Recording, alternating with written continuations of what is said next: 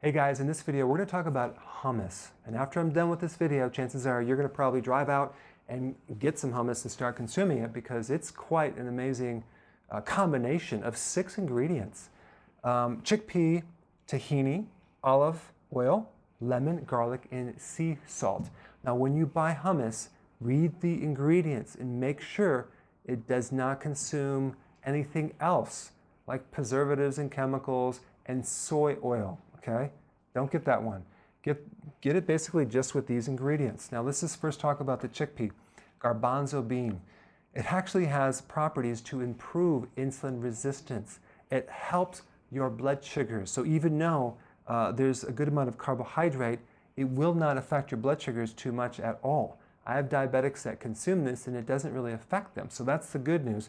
Plus if we add these tahini and olive oil, that fat buffers any type of, spike in insulin, okay?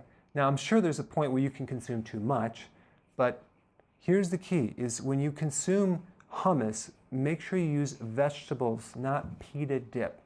I'm sorry. Okay, so it also has 75% insoluble fiber. When this fiber goes into the large colon, these microbes start consuming it, and they make this thing called butyric acid, which then feeds the colon cells. This acid is also really good for insulin resistance. So it's going to help you in 2 ways.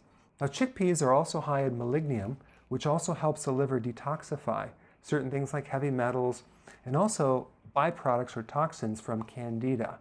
So that's pretty cool. And then we get to tahini butter. That's sesame seed oil.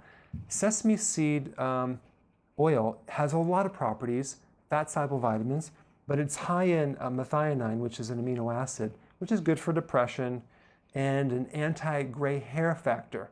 So if you're deficient in this amino acid, you can get gray hair. And I'm not saying it's going to help your hair, but it could affect it.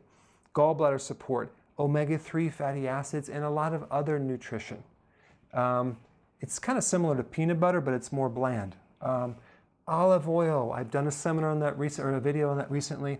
Anti-inflammatory, supports the cardiovascular system, high in vitamin E. Okay, get the extra virgin. Lemon. Lemon is really good for preventing kidney stones. It's also high in vitamin C and has a lot of other things as well. Garlic. It's probably one of the most powerful antimicrobial things you can consume. And anti-cancer. I mean, there's a lot of phytonutrients. I mean, it's good for parasites and fungus and you name it.